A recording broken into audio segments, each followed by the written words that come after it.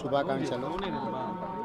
తెలంగాణ రాష్ట్ర ప్రభుత్వం ఏర్పడిన తర్వాత స్వామివారి దర్శనం చేసుకోవాలని ప్రయత్నం చేసిన ఎన్నికలు స్థానిక పరిపాలనలో కాస్త సమయం దొరకకపోవడం వల్ల ఈరోజు స్వామివారిని దర్శించుకున్నాం.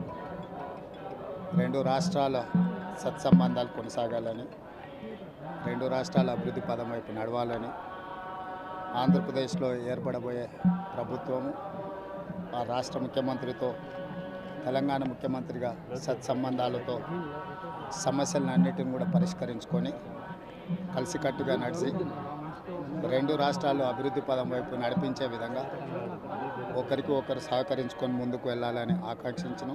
తప్పకుండా తెలంగాణ రాష్ట్ర ప్రభుత్వం తరఫున సత్ర నిర్మాణానికి అవకాశం ఉంటే కళ్యాణ మండపం నిర్మించి స్వామివారి సేవ కొనసాగించాలని రాష్ట్ర ప్రభుత్వం భావిస్తుంది.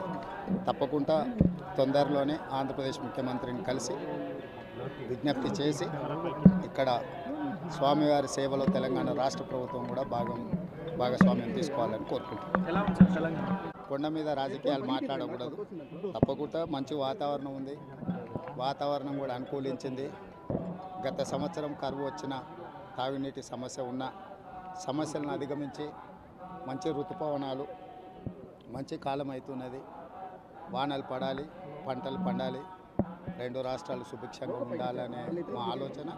ప్రకృతి కూడా సహకరిస్తుంది. తప్పకుండా పాలకుల మనసులో ఎలాంటి స్వామివారు ఒక ఆలోచన కలిగించి తప్పకుండా ఆ ప్రాంత రైతులకు సహాయం చేసే విధంగా వానలు పడి పంటలు పండుతాయి. మా ప్రభుత్వ కార్యాచరణ కూడా ప్రధానంగా రైతాంగాన్ని ఆదుకొని దేశం యొక్క సంపదను పెంచాలనేది మా ఆలోచన. ఆ విధంగా ముందుకు సాగాలని మా ప్రభుత్వం భావిస్తుంది.